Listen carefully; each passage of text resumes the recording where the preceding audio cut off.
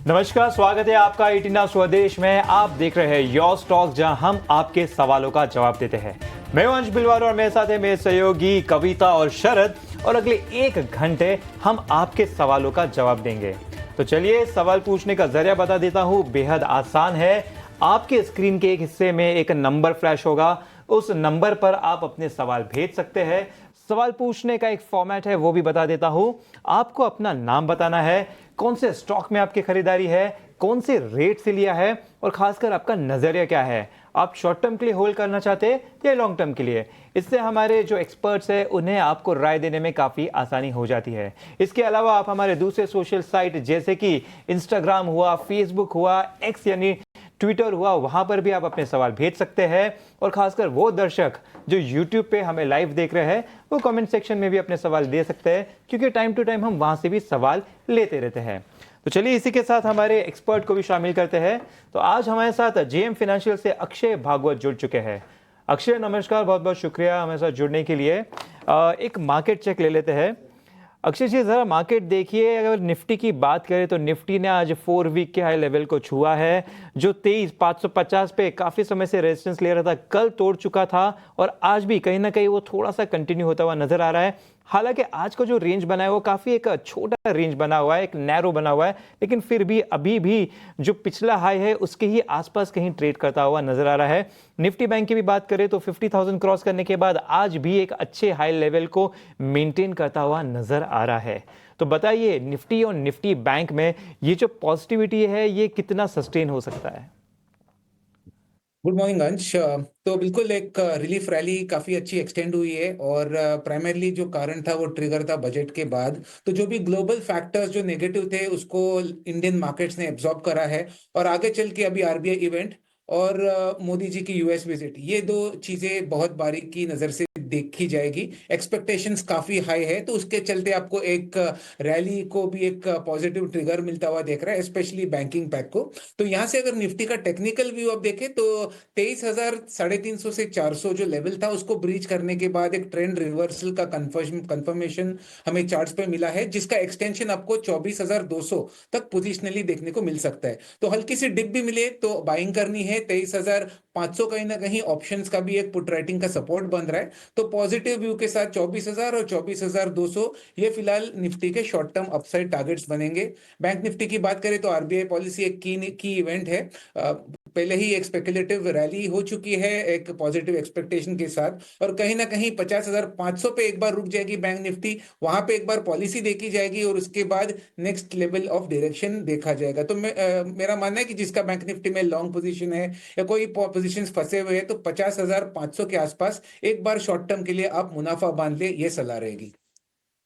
Short term में जो है थोड़ी मुनाफा बांधने की जो है राय आ रही है निफ्टी बैंक की तरफ। अक्षय जी ने जो है राय दिया है। लेकिन अब चलते हैं शो के सबसे पहले कॉलर के पास, और हमारे साथ जुड़ रहे हैं विपिन आहूजा जी। नमस्कार विपिन जी।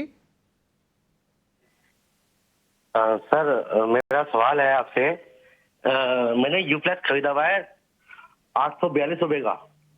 सर, यूफ्लेक्स हमारी कवरेज में नहीं है, लेकिन आपका एक और रिक्वेस्ट आया अदानी पावर का, जहाँ पे 590 शेयर आप लिए। अदानी पावर का, हाँ जी, हाँ जी। जी बिल्कुल, 581 का आपका बाइंग प्राइस है, लेकिन मैं आपने पूछना चाहता हूँ कि लंबे अवधि के लिए देखना चाह रहे हैं कि कुछ शॉर्ट टर्म लेवल्स देख रहे हैं अभी?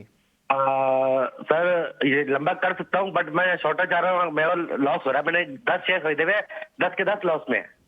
अच्छा, 10 के 10 शेयर लॉस में है आपके? आप कह रहे हैं कि सिर्फ अदानी पावर के जो शेयर्स है वो लॉस नहीं में नहीं है? सर, 10 के 10 शेयर लॉस में है। अच्छा, 10 के 10 शेयर्स लॉस में है, ठीक है। तो of course stop losses, fundamental technical research, ये सब तो रहेगा, लेकिन आपका जो रिक्वेस्ट आया है स्टॉक का, हाँ जी, वो हाँ जी, सबसे हाँ जी, पहले हाँ जी। अक्षय जी से बात कर लेते हैं। अक्षय जी, हमारे जो दर्शक हैं इनके 10 के 10 शेयर लॉस में है। एक शेयर तो हमने निकाला इस लॉस लिस्ट में से, वो है अदानी पावर। यहाँ पे शॉर्ट टर्म बेसिस पे क्या लगता है, क्या लेवल्स पे आएगा? 581 पे उनकी बाइंग थी। करंट मार्केट में देखे प्राइसेस तो 8 से 10% डाउन है। अभी भाव जो है लगभग 509 से 510 रुपए का है। तो अक्षय जी जरा बताएं, यहाँ स्टॉप लॉस है कि लगता है कि शॉर्ट टर्म बेसिस पे यहाँ पे कुछ और पॉजिटिव मूवमेंट देखने मिल सकता है? जी, तो अडानी ग्रुप की बात करें तो अडानी पावर के से ज्यादा पोर्ट्स और एंटरप्राइज, ये इसके प्राइस स्ट्रक्चर बेटर है। तो अगर पावर की बात करें तो एक रेंज बाउंड प्राइस स्ट्रक्चर है। शॉर्ट टर्म की बात की है तो मेरी व्यू रहेगी कि हल्की सी पुल बैक जरूर आपको 550 या 570 तक देखने को मिल सकती है। वहां पे आपको एग्जिट लेने की मैं राय दूंगा। तो अडानी पावर ज्यादा तेज स्टॉक नहीं है, ओवरऑल रेंज बाउंड है, longer term negative price structure है, तो उसके चलते जो है थोड़ी सी राइज में 550 के आसपास एग्जिट करे अडानी पावर। तो यहाँ पर आपको लेवल्स बता दिए गए हैं एग्जिट के, लेकिन इस बीच अब वक्त हो चला है हमारे बेहद खास सेगमेंट ऑप्शंस के चैंपियंस का।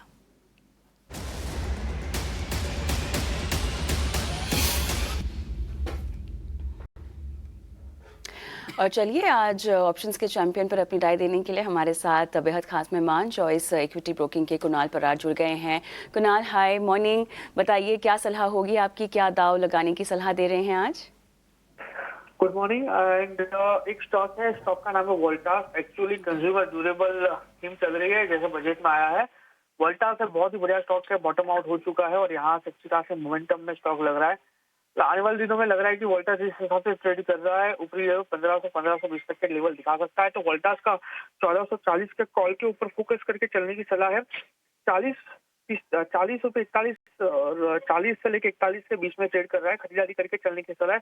25 रुपए का हम यहाँ पे एसएल मेंटेन करके चलेंगे। टारगेट की बात कर लेते हैं तो 60 रुपए का पहला टारगेट है और वो जैसे ही ब्रेक होता है 85 का दूसरा टारगेट भी हमें यहाँ पे देखने को मिल सकता है। अगर मैं रिस्क रिवॉर्ड की बात करूँ तो फिलहाल प्रेजेंट लेवल पे जिस हिसाब से स्टॉक ट्रेड कर रहा है आपको 4635 का यहाँ पे रिस्क होने के चांसेस है लॉस। एंड मैक्सिमम प्रॉफिट की बात करूँ तो अल्टीमेट टारगेट जब अचीव होता है तो हमें 13,365 as per the CMP profit होने के चांसेस है। ये कुणाल परार के मुताबिक वोल्टास में आपको कॉल खरीदने की सलाह दी जा रही है और यहाँ पर 44.95 पर खरीदने की सलाह और लक्ष्य 60 रुपए से लेकर 85 तक का, स्टॉप लॉस लगाना होगा 25 का। बहुत बहुत धन्यवाद, आपने समय निकाला और रणनीति सुझाई। तो ये रिजल्ट का सीजन चल रहा है, तो चलिए ऐसे ही एक कंपनी के बारे में बात करते हैं। तो तीसरी तिमाही में हैप्पीएस्ट माइंड की आय में करीब 2% की बढ़ोतरी हुई, मुनाफा भी पॉजिटिव रहा, साथ ही एबिट और एबिट मार्जिन में भी सुधार दिखा।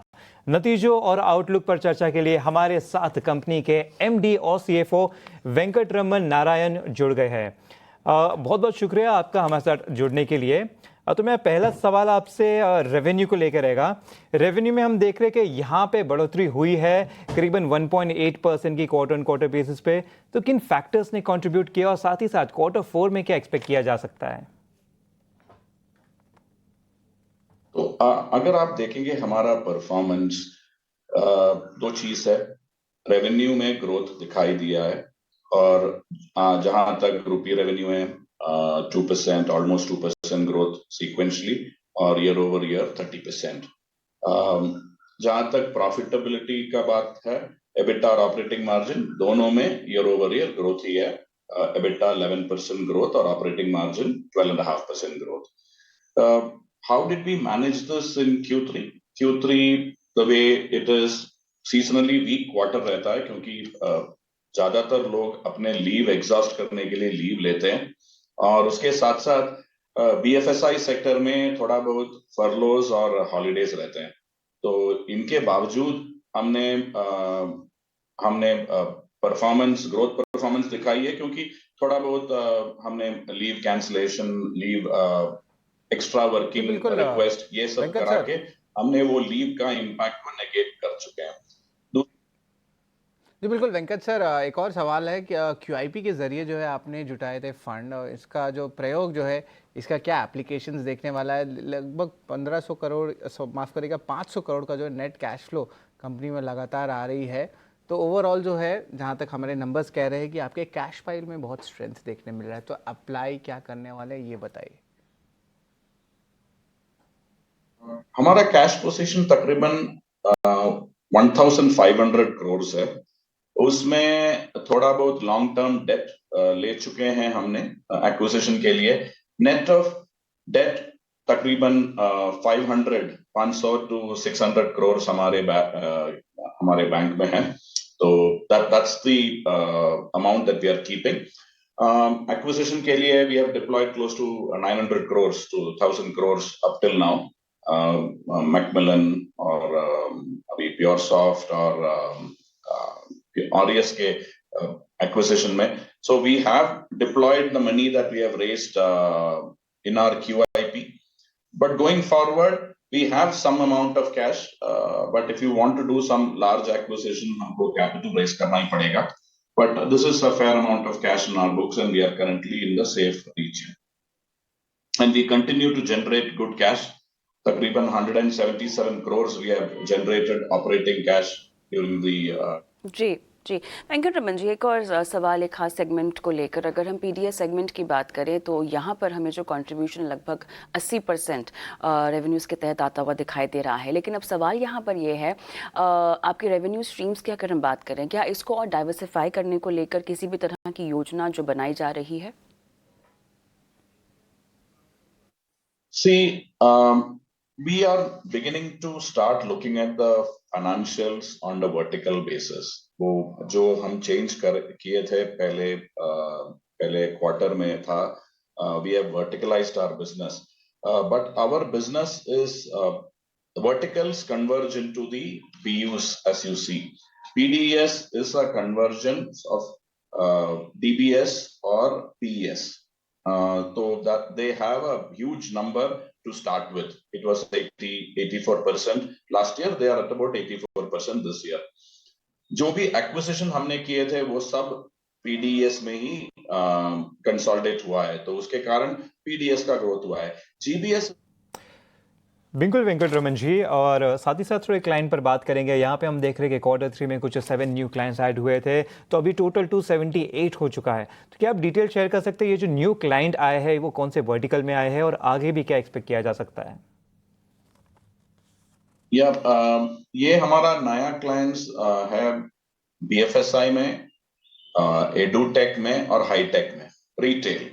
We have got a good split between all the three verticals. Almost, if you look at it, every vertical has got one client, but high tech has got 3 clients. So we are seeing, we are seeing traction in almost all the verticals, including retail and high tech. बिल्कुल वेंकट रमन जी, बहुत बहुत शुक्रिया हमारे साथ जुड़ने के लिए और अपने कारोबार पर इतने विस्तार से चर्चा करने के लिए भी। तो अक्षय जी, मैं आपके पास आना चाहूँगा। ज़रा आप स्टॉक देखिए, हैप्पीएस्ट माइन, अभी आपने इंटरव्यू सुना होगा। स्टॉक देख के बताइए कि यहाँ पर क्या राय बन रही है। हम देख रहे हैं कि पिछले कुछ सेशन से 5-6 सेशन से थोड़ा सा अपमूव आया था, आज थोड़ा सा गिरता हुआ नज़र आ रहा है। लॉन्ग टर्म वाइज देखे तो पिछले कुछ महीने से काफ़ी ज़्यादा गिर चुका है, यहाँ पर आपकी क्या राय बन रही है? जी, तो जब से स्टॉक लिस्ट हुआ, अगर आप गए 3 साल में देखें तो स्टॉक प्राइस एक्शन में तो थोड़ी सी करेक्शन ही हमने देखी है लिस्टिंग के बाद। अभी लिस्टिंग के बाद जो टॉप का पॉइंट था, जो करीबन 1550 था, उसका 61.8% रिट्रेसमेंट करीबन 700 से 650 ये एरिया में बैठ रहा है। तो एक सपोर्ट जोन पे आ चुका है, पोजिशनल सपोर्ट है ये। तो नई खरीदारी करने की तो राय नहीं है, क्योंकि अभी तक सपोर्ट बन चुका है, ये कंफर्मेशन नहीं है। पर जिनके पास है ऑलरेडी, उनको 590 ये स्टॉप लॉस बना के होल्ड करना है। थोड़ी सी अगर 750 के ऊपर रिकवरी कर दे तो बाइंग के मौके मिलेंगे। मोमेंटम में स्ट्रेंथ के साथ बाय करने की राय दूंगा। उस केस में आपको रिकवरी में 950 या 1000 के टारगेट बनते हुए दिखेंगे। बहुत बहुत शुक्रिया इस राय देने के लिए। तो यहाँ पे लेवल्स आपको बता दिए गए हैं। चलिए इसी के साथ वक्त एक छोटे से ब्रेक का। आप देखते रहिए ET Now स्वदेश।